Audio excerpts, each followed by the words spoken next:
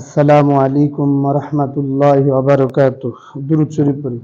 আল্লাহুম্মা সাল্লি আলা মুহাম্মাদিন ওয়া আলা আলি মুহাম্মাদ কামা সাল্লাইতা আলা ইব্রাহিম ওয়া আলা আলি ইব্রাহিম ইন্নাকা হামিদুম মাজিদ।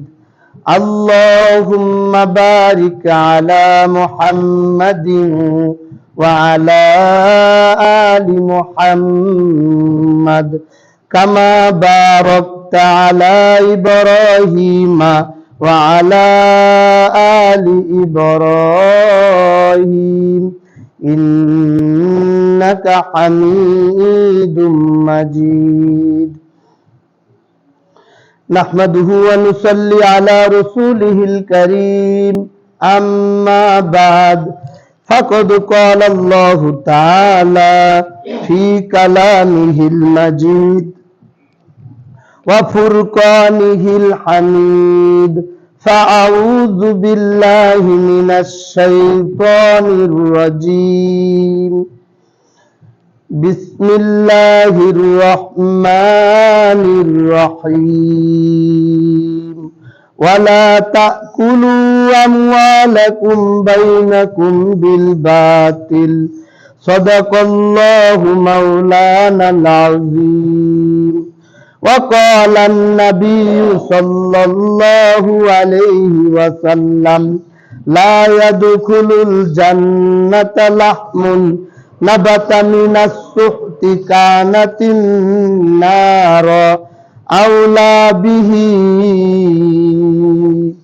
أو كما قال عليه الصلاة والسلام।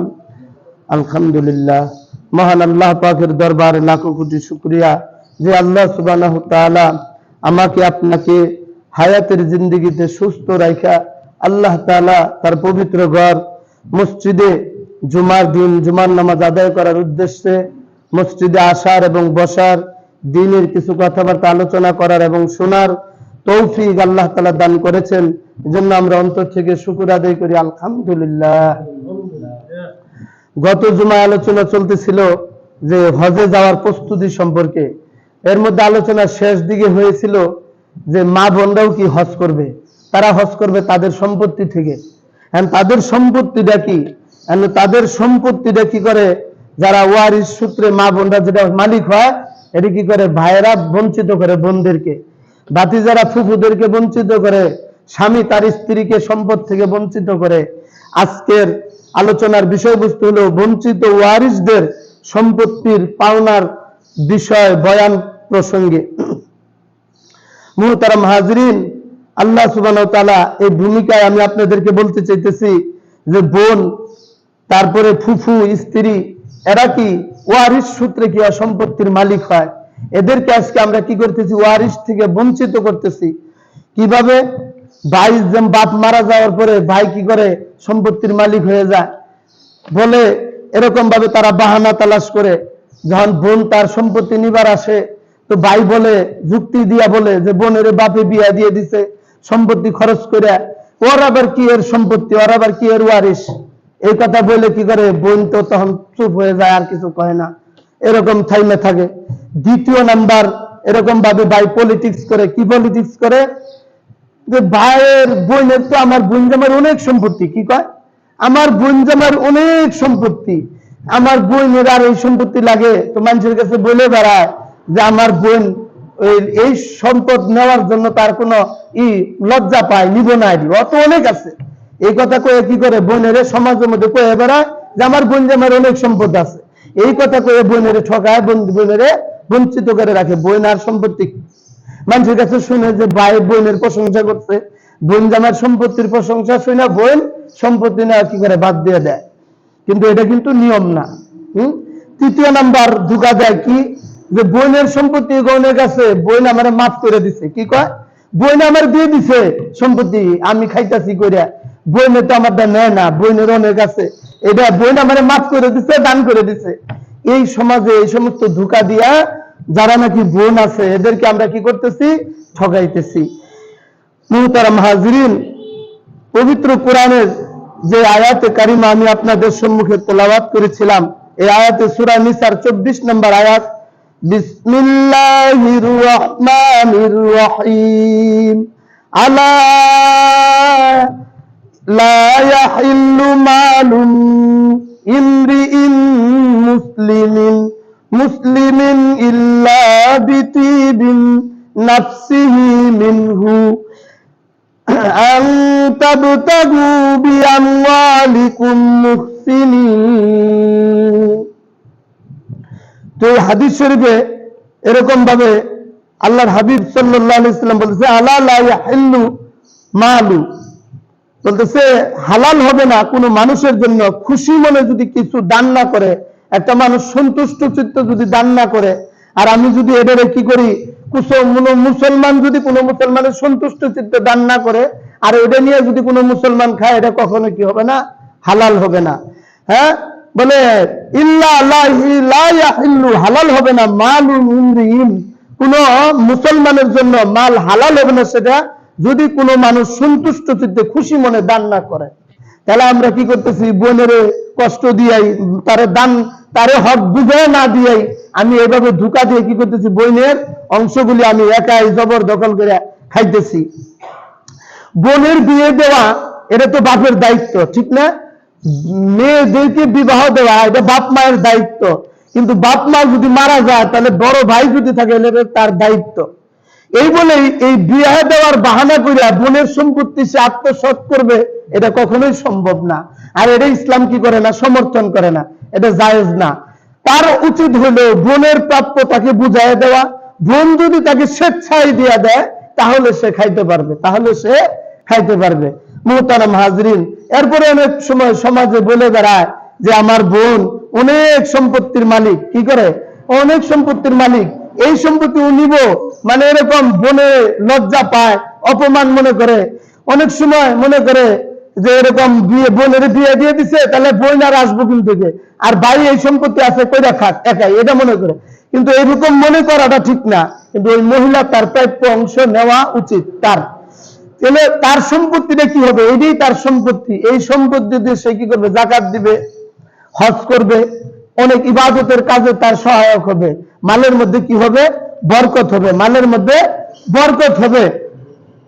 আর এটা সে সমাজের মধ্যে বলে বেড়ানোর কারণে সে লজ্জায় আর বোন কি করে না, তার সম্পত্তি আর নেয় না। না নেওয়ার কারণে ভাইয়ের মধ্যে এই সম্পত্তি থেকে যেতেছে। ভাই যখন মারা যাব, এই সন্তান আদি যখন যতদিন এই সম্পত্তি খাবে, সব হারাম খাবো। কি খাবো বলেন, হারাম খাবো। ভাই তো হারাম খাই গেল, ছেলের মেয়েদেরকেও হারামের মধ্যে ঠুয়ে গেল। অর্থাৎ এটা ফুফুদের যে অংশ ছিল, ওই ছেলে মেয়ের ওই ফুফুদের অংশ তো ভাই দেয় নাই, না দিয়ে গেলে ওই হারামের মালগুলি তার সংসারে ছেলে মেয়েদের কান্দে রেখে গেল। এখন বাপেও গুনার কাম করে গেছে, ছেলে মেয়েদেরকেও গুনার মধ্যে রেখে গেছে। এরপরে সমাজের মধ্যে তো আরো বলে বেড়ায় যে আমার বোন আমার দান করে দিছে, আমার বোনের অনেক সম্পত্তি আমার মাফ করে দিছে। ভাই মাফ করে দিত তো তখন তুমি বুঝতা, তুমি যদি তার পাওনাটা বুঝাই দিতা, তার দখল সূত্রে তুমি যদি তার জায়গাটা বুঝাই দিতা, তাহলে সে বুঝাই দিত তোমার আবার কাগজপাতি করে ফিরিয়ে দিছে, তাহলে তুমি বুঝতা যে তোমার মাফ করে দিছে, ঠিক না? এরকম না করে দিয়েই আমরা কই বোন আমার মাফ করে দিছে, দান করে দিছে, তাহলে এটাকে মন করে জোর জবরদস্তিমূলকই হয়ে গেল। বোন তো দুর্বল, কিছু কইতেও পারে না। এই জন্য হাদিসের ভাষায় নবীজি এটাই বলছেন, ইল্লা লা ইয়াহিল্লু, হালাল হবে না মালুম বিইন মুসলিমিন, কোন মুসলমানের জন্য ওই মাল হালাল হবে না, ইল্লা বিতিবিন নাফসিহি মিনহু, যতক্ষণ পর্যন্ত কোনো মানুষ খুশি মনে সন্তুষ্ট চিত্তে দান না করবে। আর ওই মাল যদি কোনো মুসলমান খায়, এটা কি হবে না, হালাল হবে না, হারাম হবে। কি হবে বলে, হারাম হবে। হারাম সে খাইলো। মুহতারাম হাজরিন, এরকম ভাবে আমরা কি করি, অনেক স্ত্রীদেরকে আমরা বঞ্চিত করি।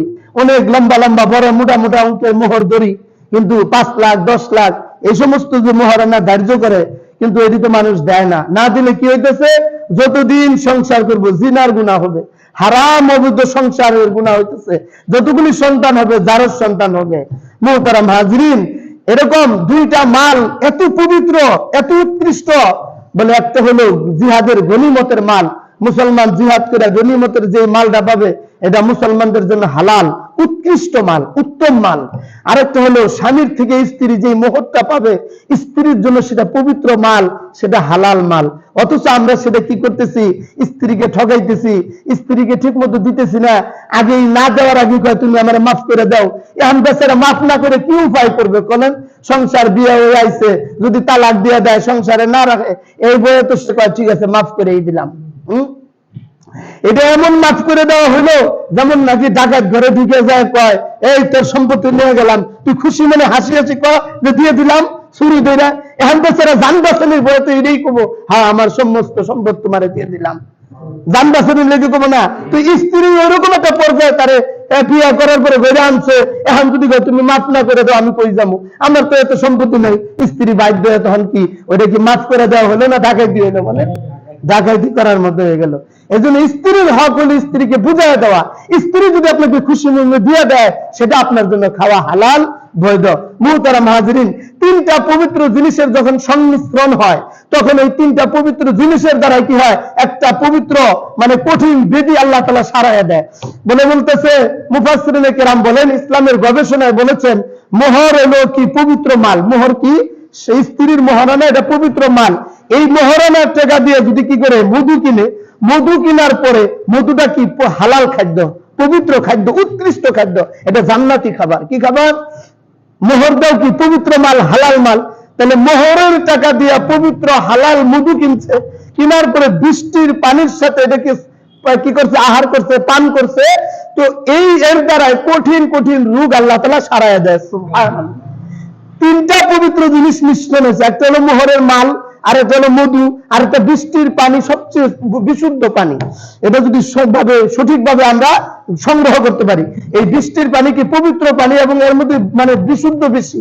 আল্লাহ তাআলা আসমান থেকে রিফাইন করে এবারে পানিরে দুনিয়াতে পাঠাইতেছে। এই তিনটা জিনিসের সংমিশ্রণ করে কেউ যদি খায়, আল্লাহ তাআলা তার কঠিন রূপ থেকে আল্লাহ তাআলা তাকে শেফা দান করবে। সুবহানাল্লাহ। তো এই যে কথা বলতেছিলাম, সর্বনিম্ন পুরুষের মোহরটা কত ধরতে হবে স্ত্রীর জন্য? সর্বনিম্ন মোহর হলো 10 দিরহাম। কয় দিরহাম? 10 দিরহাম। 10 দিরহাম মানে 1 দিরহামে 1 ভরি। 1 দিরহামে কয় ভরি? 1 ভরি। তাহলে 10 ভরি, সোজা কথা হিসাব বাইরে যেতেছে, 10 ভরি রূপার দাম যা হবে সর্বনিম্ন মোহর এটা ধরতে হবে। যদি এর চেয়ে কম মোহর ধরে তাহলে মোহর বাঁধা হবে না। তাহলে 1 ভরি রূপার দাম হইতেছে বর্তমান বাজার মূল্য 2000 টাকা। কত? 2000 টাকা। তাহলে 10 ভরি রূপার দাম হইতেছে 20,000 টাকা। তাহলে 20,000 টাকার কম মোহর ধরলে, স্ত্রীর দেন মোহর ধরলে হবে না, 20,000 টাকা সর্বনিম্ন মোহর হইতে হবে। এখন কোন পুরুষের যদি সামর্থ্য বেশি থাকে আরো যদি ধরে কোনো আপত্তি নাই, কিন্তু এই 20,000 টাকার কম ধরলে মোহর হবে না, দেন মোহর আদায় হবে না। এটা স্ত্রীর জন্য জুলুম হয়ে যাবে, স্ত্রীর প্রতি জুলুম হইল। কিন্তু সর্বনিম্ন বাজার মূল্য অনুযায়ী 20,000 টাকা দেন মোহর ধরতে হবে। এবং সর্বোচ্চ যেটা উত্তম পন্থা যেটা নবীজির মেয়ের বেলায় ফাতেমা রাদিয়াল্লাহু তাআলা আনহার বেলায় যে মোহরটা ধার্য করা হয়েছিল, ওই মোহরটা হলো 500 দিরহাম। কত দিরহাম? 500 দিরহাম মানে 500 ভরি। এখন 500 ভরিরে এখন বর্তমান রূপার মূল্য 2000 টাকা হলে 500 রে 2000 দিয়ে গুণ করলে কত হয়? 1 লক্ষ প্রায় 5,000 নাকি? আরো বেশি হইতেছে নাকি? 10 লক্ষ হইতেছে মনে হয় না? 10 লক্ষ। 10 লক্ষ টাকার মতো হইতেছে ফাতেমি মোহর। কেউ যদি বেশি ধরে কোনো সীমা নাই, কিন্তু ফাতেমি মোহর যদি কারো সামর্থ্য থাকে ধরল, ঠিক না? আর যদি 20,000 টাকার নিচে ধরা যাবে না, ধরলে 20,000 টাকা সর্বনিম্ন ধরতে পারবে। এর উপরে সে যত ধরতে পারে তার সামর্থ্য অনুযায়ী যত সে পরিশোধ করতে পারবে, যত সে পরিশোধ করতে পারবে, কিন্তু পরিশোধ করতে হবে। বাকি রাখেন আরই রাখেন, কিন্তু আপনার এটা কি স্ত্রীকে দিয়ে দিতে হবে এই মোহর। আর যদি না দেন তাহলে আপনি স্ত্রীর কাছে আপনি ঋণী থেকে গেলেন। আর যদি এই যে দেন মোহর না দিয়ে মারা যান, যতদিন আপনি সংসার করলেন জিনার গুনাহ করলেন, কি করলেন? আর সংসার হলো জারজ সন্তান হইলো। সবটি কি সন্তান হইলো? জারজ সন্তান হইলো। অতএব আপনি আপনার স্ত্রীর এটা সম্পত্তি, এটা হক।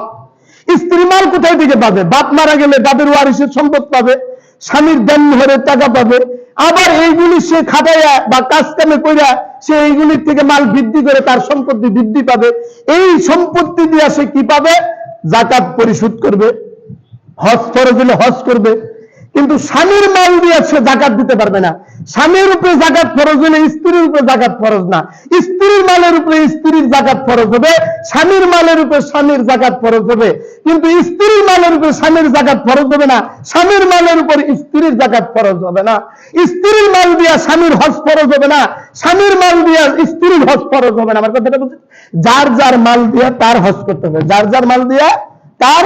কেউ যদি স্বেচ্ছায় করায় দেয় সেটা ভিন্ন কথা, কথাকে আমি বুঝতে পারছি। স্বামী যদি খুব মহব্বতের খাতিরে স্ত্রীকে হজে নিয়ে গেল, করায় দিল, সেটা ভিন্ন কথা, কিন্তু যার যার মাল দিয়ে কি হজ করার উচিত।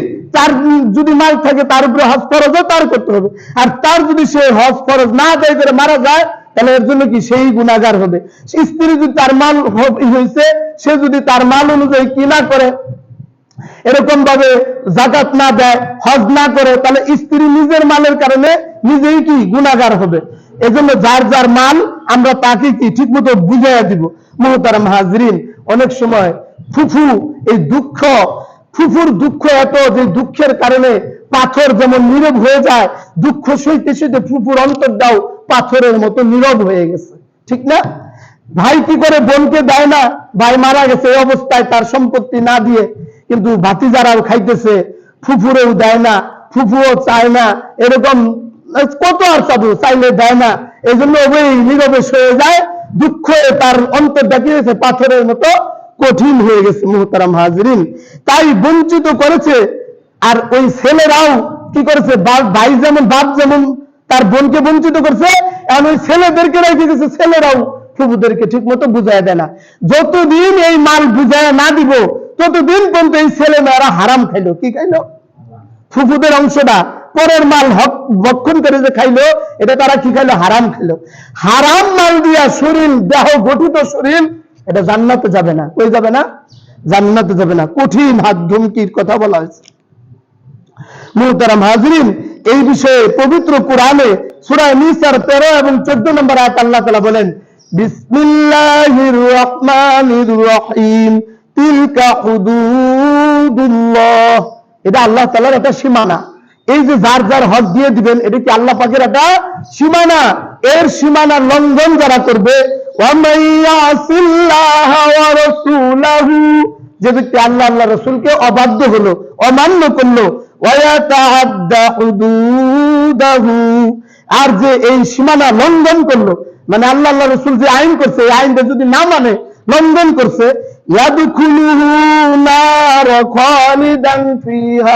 সে কি করবে? জাহান্নামে তাকে নিক্ষেপ করা হবে।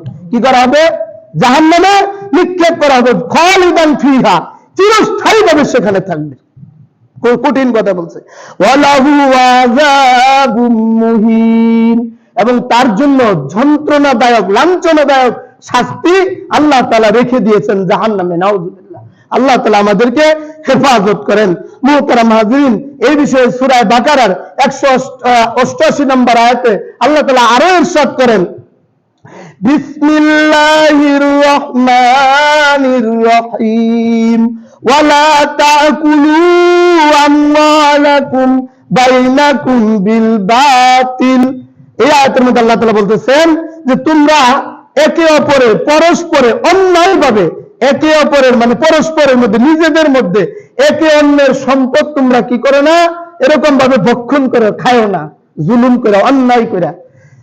তাহলে ওয়ালা তাকুলু, তোমরা ভক্ষণ করে না, আমওয়ালাকুম, তোমাদের পরস্পরের সম্পদ, বাইনাকুম বিল বাতিলি, এবং পরস্পরের যে সম্পদটা আছে অন্যায় ভাবে, এই সম্পদ তোমরা পরস্পরের নিজেদের মধ্যে তোমরা কি করে না, ভক্ষণ করে খায়ও না, খাবার না করছে। এই বিষয়ে হাদিসের মধ্যে বিরাট যৌক্তিক কথা নবীজি সাল্লাল্লাহু আলাইহি ওয়াসাল্লাম ইরশাদ করেন, ক্বালান নবী সাল্লাল্লাহু আলাইহি ওয়াসাল্লাম, লা ইয়াদখুলুল জান্নাতা, ওই শরীর জান্নাতে প্রবেশ করবে না, লাহমুন নাবাতা মিনাস সুহতি, যে শরীর হারাম শরীর দ্বারা, মানে হারাম মাল দ্বারা যে গোশত গঠিত হয়েছে, ওই দেহ হারাম শরীরের গোশত দ্বারা গঠিত শরীর কি করবে না, জান্নাতে প্রবেশ করবে না। কানাতিন নার আউলা বিহি, তার জন্য জাহান্নামের শাস্তি উপযুক্ত শাস্তি। হ্যাঁ, কানাতিন নার, মানে তাকে জাহান্নামের শাস্তি কি একমাত্র উপযুক্ত শাস্তি তার জন্য।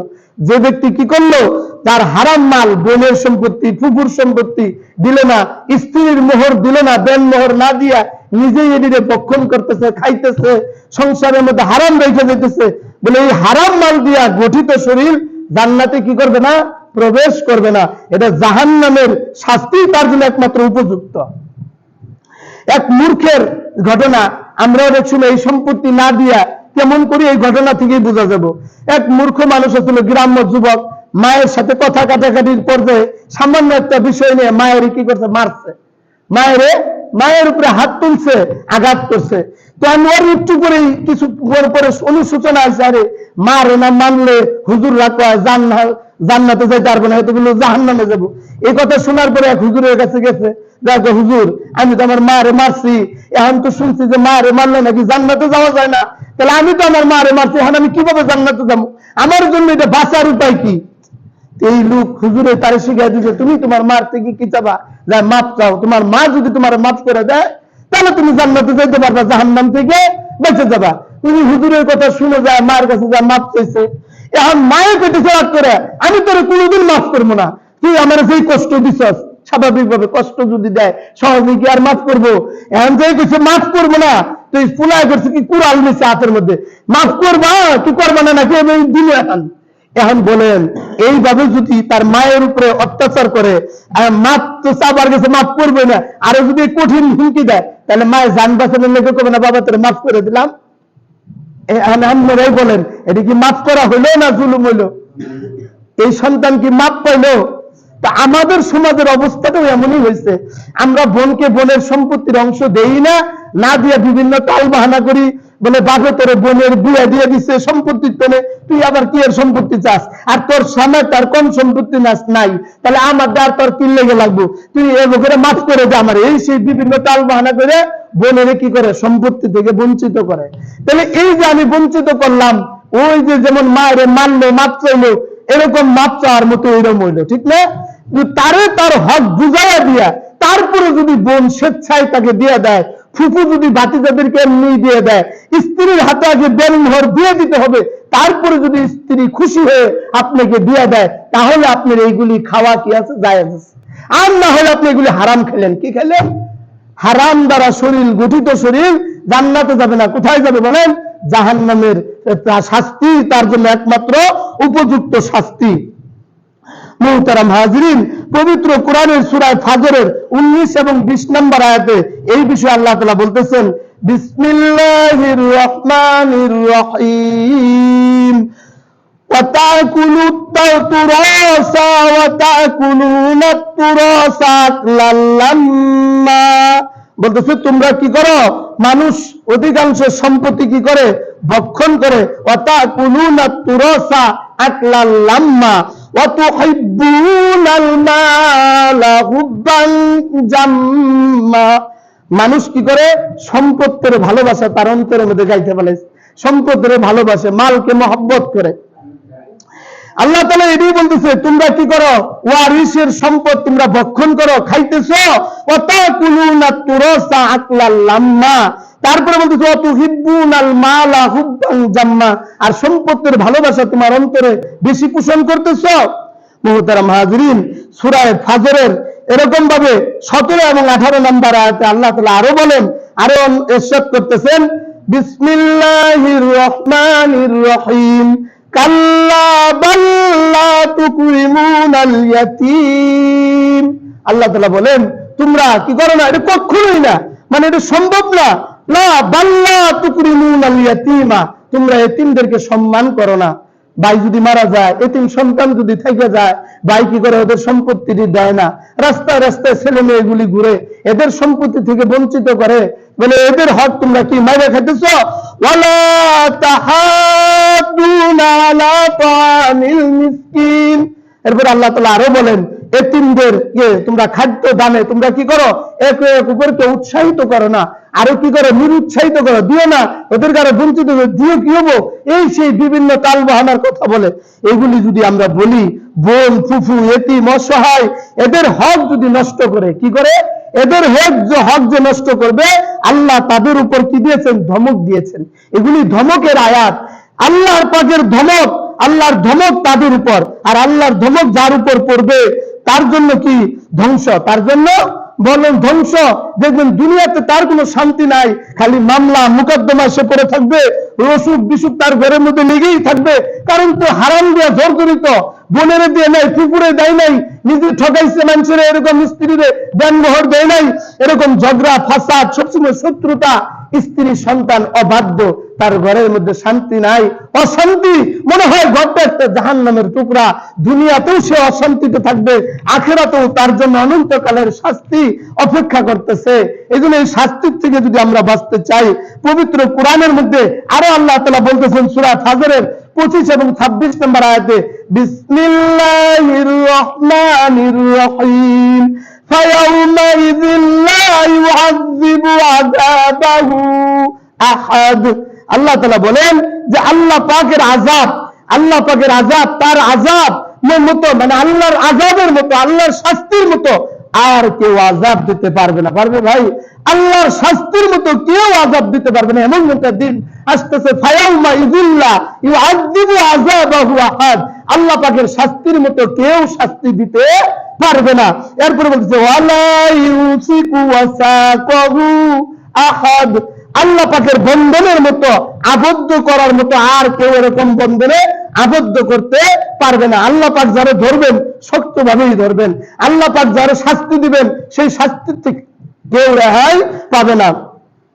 মুহতারাম হাজিরিন, সূরা ফাজরের 21 এবং 23 নম্বর আয়াতে আল্লাহ তাআলা আরো বলেন, বিসমিল্লাহির রহমানির রহিম কাল্লা ইযা দুক্কাতিল আরদু দাক্কান দাক্কা। বলে এটা কখনোই সম্ভব না। এরপর বলতেছে ইযা দুক্কাতিল আরদু দাক্কান দাক্কা, কাল কিয়ামতের দিন এই জমিনকে চূর্ণ বিচূর্ণ করে দেওয়া হবে। পৃথিবী কি হয়ে যাবে? চূর্ণ বিচূর্ণ হয়ে যাবে। দালান পাহাড় পর্বত সব তুলার মতো উঠতে থাকবে। ওয়াজা রাব্বুকা, এবং তোমার রব সেই দিন উপস্থিত হবে। ওয়াল মালাকু সাফফান সাফফা, এবং সারিবদ্ধ হয়ে ফেরেশতারা দাঁড়িয়ে থাকবে সামনে। আল্লাহ উপস্থিত হবেন, ফেরেশতারাও সারিবদ্ধ হয়ে উপস্থিত হবেন। এরপর আল্লাহ তাআলা আরো বলতেছেন ওয়াজিআ রাব্বুকা ওয়াল মালাকু সাফফান সাফফা ওয়াজিআ ইয়াওমাইযিন বিজাহান্নামা ইয়াওমাইযি ইয়াতাযাক্কারুল ইনসানু ওয়া আন্না লাহু যিকরা। সেদিন জাহান্নামকে সামনে উপস্থিত করা হবে। ওয়াজিআ ইয়াওমাইযিন বিজাহান্নাম, জাহান্নামকে উপস্থিত করা হবে। ইয়াওমাইযি ইয়াতাযাক্কারুল ইনসানু, সেদিন মানুষের বুঝে আসবে, সেই দিন মানুষের বুঝে আসবে। ওই দিন বুঝে আসলেও আর কোনো লাভ হবে না, কোনো উপকারে আসবে না, কোনো কাজে আসবে না তার। ওয়া আন্না লাহু যিকরা, সে আফসোস করে বলতে থাকবে, হায় আমি যদি আগেই আমার কিছু সম্পদ পাঠিয়ে দিতাম, জমা করে দিতাম, যদি আমার ওয়ারিসদের হক আমি ঠিক মতো বুঝিয়ে দিতাম, আজকে যদি তাদের হক আমি মেরে না খাইতাম, তাহলে আজকে আমার এই কঠিন শাস্তির সম্মুখীন আমাকে হতে হইতো না। আল্লাহর সামনে, ফেরেশতাদের সামনে এবং জাহান্নাম যেদিন উপস্থিত করা হবে, সেই দিন তার আফসোস ছাড়া আর কোনো কাজেই আসবে না, ওই আফসোস তার কোনো উপকারেই আসবে না। যদি দুনিয়াতে সবার হক ঠিক মতো বুঝিয়ে দেওয়া যায়, তাহলেই সে কি পাবে? কাল কিয়ামতের দিন আল্লাহর আদালতে সে শান্তি পাবে, এবং দুনিয়াতেও আল্লাহ তাআলা তার শান্তিতে রাখবেন। মুহতারাম হাজিরিন, আইনের মাধ্যমে হারাম খাওয়া এটাও একটা কেমন, মানুষ আইন দেয়, মনে করতেছে আমি আইনের মাধ্যমে হারাম খেতেছি। ভাই, আইন যদি হয় কোরআন হাদিসের বিরুদ্ধে, আর সেই আইন অনুযায়ী যদি আপনি হারাম খান, তাহলে কি আর জায়েজ হলো? যদি আইন যদি হয় কোরআন হাদিসের মুআফিক, তাহলে সেন ওই আইন অনুযায়ী আপনি যদি খান, তাহলে সেন আপনার জন্য হালাল হবে। কিন্তু সরকারি আইন যদি কোরআন হাদিসের বিরুদ্ধে হয়, আর ওই আইন অনুযায়ী যদি আপনি সম্পদ ভোগ করে খান, আপনার তো হালাল হলো না, এটা হারাম হলো। আপনি নিজেও হারাম খেয়ে গেলেন, আপনার সন্তানদেরকেও হারামের মধ্যে রাখে গেলেন। আপনি নিজেও হারাম খেয়ে জাহান্নামী হইলেন, আপনার সন্তানদেরকেও হারামের মধ্যে রাইখে দেয়া জাহান্নামী করে গেলেন।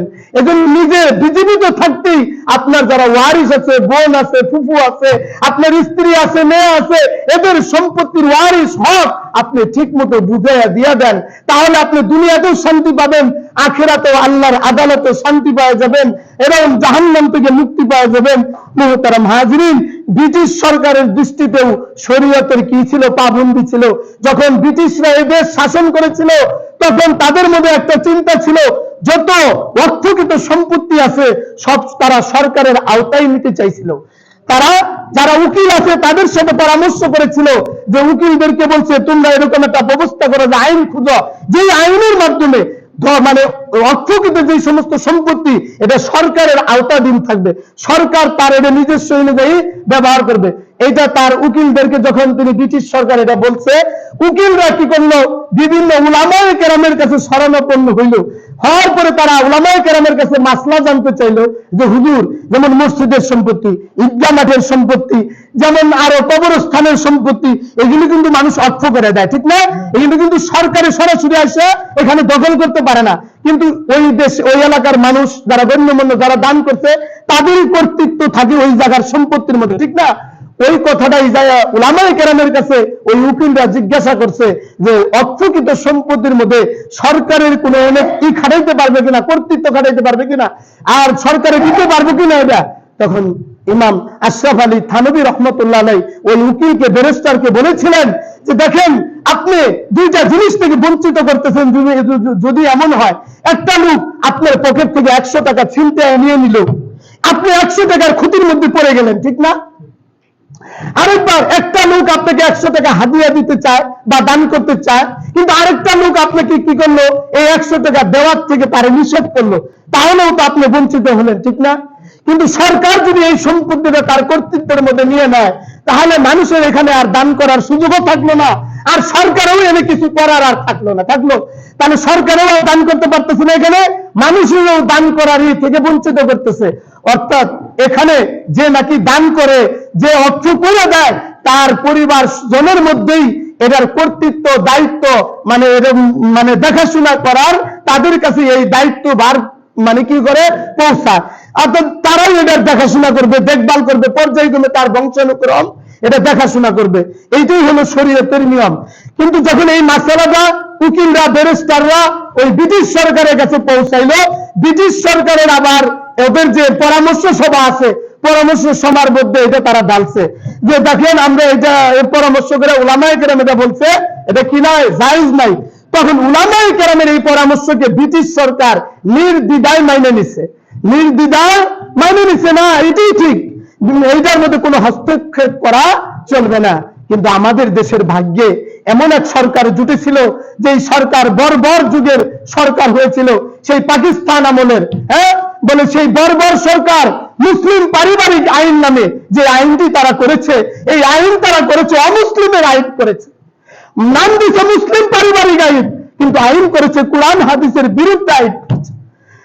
বলে এরকম বোনকে ঠকাইছে, ওয়ারিসের সম্পত্তি থেকে ঠকাইছে, এরকম ভাবে তার মানে যারা ওয়ারিস সেইভাবে প্রাপ্ত কোরআন হাদিসের আইন অনুযায়ী তারা এই আইনকে করে নেয়, বাস্তবায়ন করে নেয়।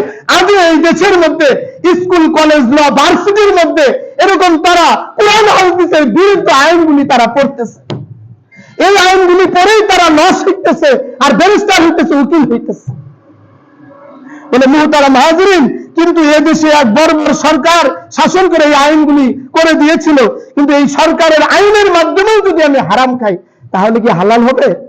এটা হারামই থেকে যাবে। বলতেছে আমি যদি আইনের মাধ্যমে হারাম খাই আর যদি কোরআন হাদিসের বিরুদ্ধে হয়, এটা হারামই থাকবে, কোনোদিন হালাল হবে না। এই হারাম খাওয়া যদি আমার শরীর গঠিত হয়, হাদিসের ভাষায় নবীজি কি বলছেন? লা ইয়াদখুলুল জান্নাতা লাহমুন, বলে হারাম দ্বারা গঠিত শরীরের গোশত জান্নাতে কি করবে না, ওই গোশত দ্বারা ওই দেহ জান্নাতে প্রবেশ করবে না।